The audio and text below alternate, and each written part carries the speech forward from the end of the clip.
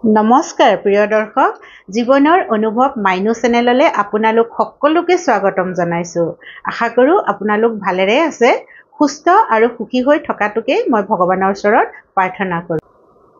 এয়া দেখিছেনে, আজি মই এটা বাটিত সৰিয়হ লৈ আছোঁ আৰু এয়া সৰিয়হ সকলোৱে চিনি পায়। এয়া হালধীয়া সৰিয়হ হয় আৰু আমাৰ পাকঘৰত থাকেই সৰিয়হ, সকলোৰে পাকঘৰত সৰিয়হ থাকেই। এয়া হালধীয়া সৰিয়হ ল'ব লাগিব আৰু এই হালধীয়া সৰিয়হই কৰিব পৰা কেইটামান উপায়ৰ বিষয়ে মই আপোনালোকৰ আগত আজি কম। আৰু সৰিয়হ ইমানেই চমৎকাৰী, আজিৰ দিনৰে কথা নহয়, অতীতৰে পৰা সৰিয়হৰে কৰা উপায় চলি আহিছে। খোৱা বোৱাতেই হওক, পূজা পাততেই হওক, তন্ত্ৰ মন্ত্ৰতেই হওক সৰিয়হৰ প্ৰয়োগ কৰা দেখা যায়, কাৰণ সৰিয়হ বহুত চমৎকাৰী আৰু বহুত সুফল পোৱা যায়। এতিয়া এই সৰিয়হৰ দ্বাৰা আমি কেনেকৈ উপায় কৰি আমাৰ জীৱনৰ দুখ কষ্টবোৰ, আমাৰ জীৱনৰ নেগেটিভিটিখিনি, নকাৰাত্মক শক্তিখিনি, নজৰ দুখখিনি আৰু আমাৰ জীৱনত বা ঘটি থকা কিছুমান সমস্যা, ধন টকা পইচাৰ সমস্যা, এইবোৰ দূৰ কৰিব পাৰোঁ, সেই বিষয়ে মই আপোনালোকৰ আগত কেইটামান উপায় কম। সৰিয়হৰে কৰিব পৰা এটা সকলোৱে জনা উপায় মই আপোনালোকৰ আগত ক'ব বিচাৰিছোঁ আৰু সেই উপায়টো আমাৰ জীৱনত এদিন নহয় এদিন সকলোৱে কৰিছে, কাৰণ আমি সৰু হৈ থাকোঁতে আমাৰ মাহঁতে, আমাৰ আইতাহঁতে সেই উপায়টো কৰে। সেই উপায়টো হৈছে এমুঠি সৰিয়হ ল'ব আৰু তাতে এটা জলকীয়াটো এনেকুৱা হ'ব লাগিব, শুকান জলকীয়া ল'ব আৰু ইয়াত ঠাৰি থাকিব লাগিব।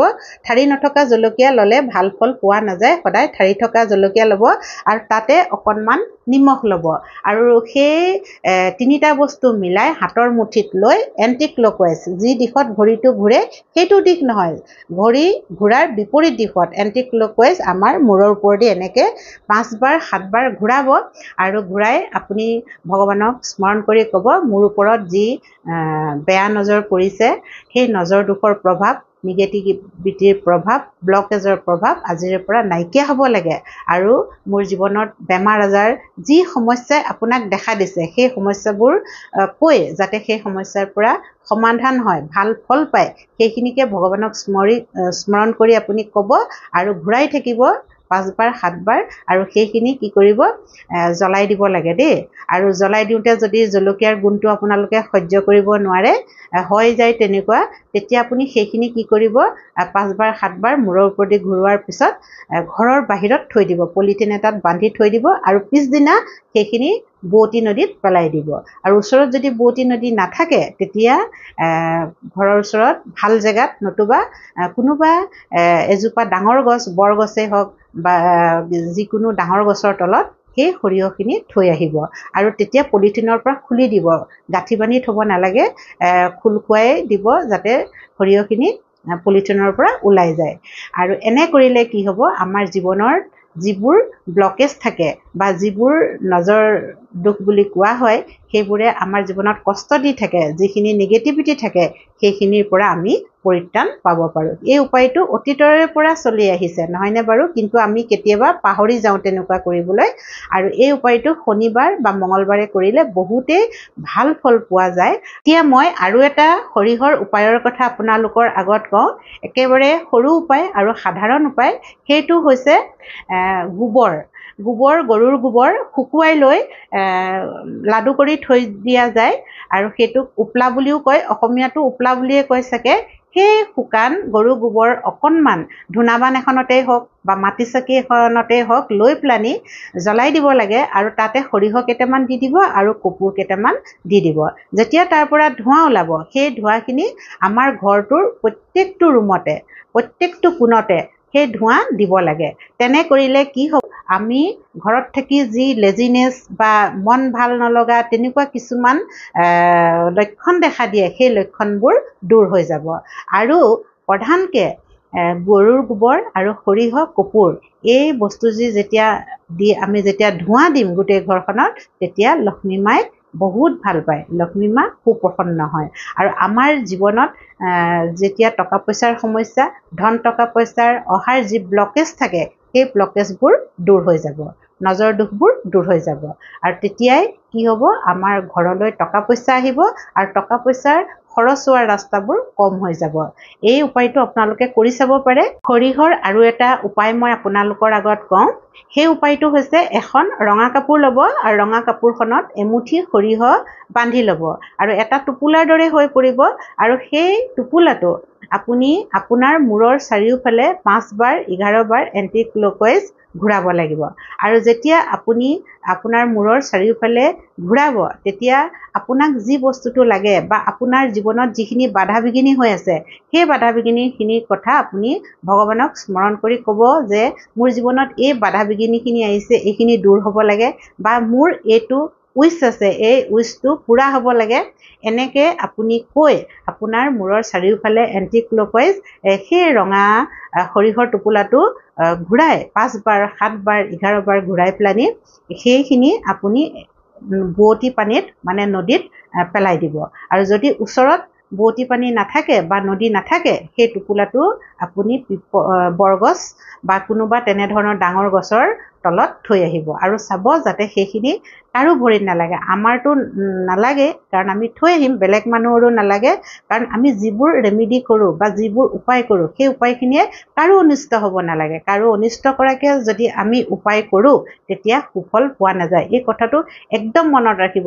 যিকোনো উপায়ে নহওক, মই কৈছোঁ বুলিয়েই নহয় বা আন কোনোবাই কৈছে বুলিয়েই নহওক, যেতিয়া আমি আমাৰ ভালৰ কাৰণে কিবা এটা উপায় কৰোঁ সেই উপায়টো কৰোঁতে যাতে আনৰ অনিষ্ট হ'ব নালাগে সেই কথাটো আমি ধ্যান দিব লাগিব আৰু সেইকাৰণে আমি সেই বস্তুটো যেতিয়া গছৰ তলত থৈ আহিম খুব সাৱধানতাৰে ভালকৈ থ'ব লাগে আৰু গছ নাথাকিলেও কোনোবা ভাল জেগাত থৈ আহিব লাগে যাতে কাৰো ভৰিত নালাগে। এনে কৰিলে আপোনালোকে দেখিব লাহে লাহে কি হ'ব, আপোনাৰ জীৱনৰ পৰা বাধা বিঘিনিখিনি দূৰ হ'ব আৰু জীৱনত যি বাধা বিঘিনি ব্লকেজ থাকে সেইখিনি খোল খাই যাব আৰু যিটো আশালৈ আপুনি এই কামটো কৰিছে সেই আশা সোনকালে আপোনাৰ পূৰণ হ'ব। আৰু কেইবাবাৰো কৰিব লাগিব, এবাৰ কৰিলে আৰু যে হৈ যাব তেনেকুৱা কথা নহয়। প্ৰতিটো কামতে অকণমান সময় লাগে কাৰণ আমাৰ বেয়া দিন চলি থাকিলেহে আমাৰ ব্লকেজ হয়, আমাৰ জীৱনত বা নানান সমস্যাই দেখা দিয়ে, হয়নে নহয় বাৰু? কিন্তু আমি এবাৰ বা দুবাৰ কৰিলেই যে ভাল ফল পাম তেনেকুৱা কথা নহয় দেই। তেনেকুৱা কথা ভাবিবই নোৱাৰি, এনেকুৱা চমৎকাৰী একোৱেই নাথাকে। আমি কেইবাবাৰো কৰিব লাগিব। যেতিয়ালৈকে আমি ভাল ফল নাপাওঁ তেতিয়ালৈকে আমি এই কামবোৰ কৰি থাকিব লাগিব আৰু বিশ্বাস কৰিব লাগিব।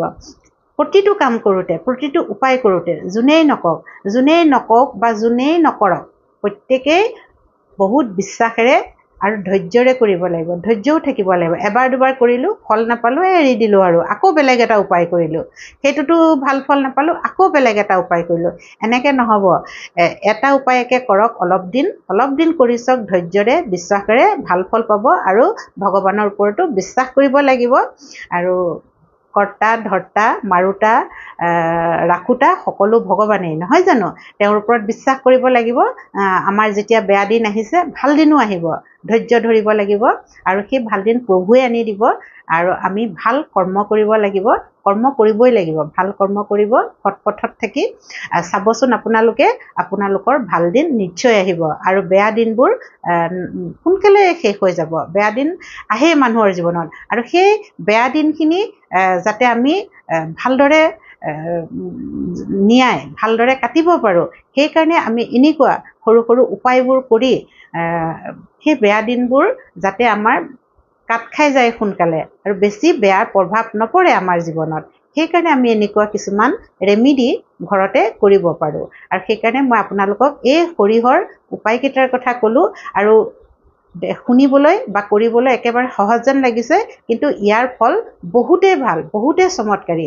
সৰিয়হৰে কৰা উপায় বহুতেই চমৎকাৰী হয় আৰু সৰিয়হৰে কৰা উপায় ধন টকা পইচাৰ ক্ষেত্ৰত মা লক্ষ্মী বহুত সোনকালে সুপ্ৰসন্ন হয় আৰু নজৰ দোষৰ প্ৰভাৱৰ পৰা বহুত ভাল ফল পোৱা যায়, মানে নজৰ দোষৰ পৰা মুক্তি পায়। এইটো চাওকচোন বাৰু, মই কোৱা কথা নহয়, সৰিয়হৰ এই উপায়বোৰ আমাৰ অতীতৰে পৰা চলি আহিছে। আমাৰ মাহঁতে আমি সৰু হৈ থাকোঁতে আমাক কৰে, হয়নে নহয় বাৰু? সেইকাৰণে এই উপায়কেইটা কৰিও আমি আমাৰ জীৱনৰ বহুখিনি কষ্ট আমি দূৰ কৰিব পাৰোঁ আৰু আমাৰ জীৱনৰ ভাগ্যখন আমি নিজেই চমকাই তুলিব পাৰোঁ। এইখিনিয়ে আপোনালোকৰ আগত ক'লোঁ আৰু যদি মোৰ ভিডিঅ'টো চাই আপোনালোকৰ ভাল লাগিল তেতিয়াহ'লে লাইক কৰিব, শ্বেয়াৰ কৰিব আৰু কমেণ্টছ কৰিব। লগতে মোৰ চেনেলটো ছাবস্ক্ৰাইব কৰি ল'ব, কাষতে থকা বেল আইকনটো দবাই দিব। এইটো মোৰ নতুন চেনেল হয়। আপোনালোকে মোক মৰম আৰু আশীৰ্বাদ কৰি মোৰ চেনেলটো আগবঢ়াই লৈ যাব বুলি মই আশা কৰিলোঁ। আৰু আজিৰ ভিডিঅ'টো মই ইমানতে সামৰিব বিচাৰিছোঁ। শেষৰলৈকে ভিডিঅ'টো চোৱাৰ কাৰণে আপোনালোকক মই হৃদয়ৰে বহুত বহুত ধন্যবাদ জনাইছোঁ। এইদৰে মৰম আৰু সহায় সমৰ্থন কৰি মোৰ চেনেলটো আগবঢ়াই লৈ যাব। ধন্যবাদ।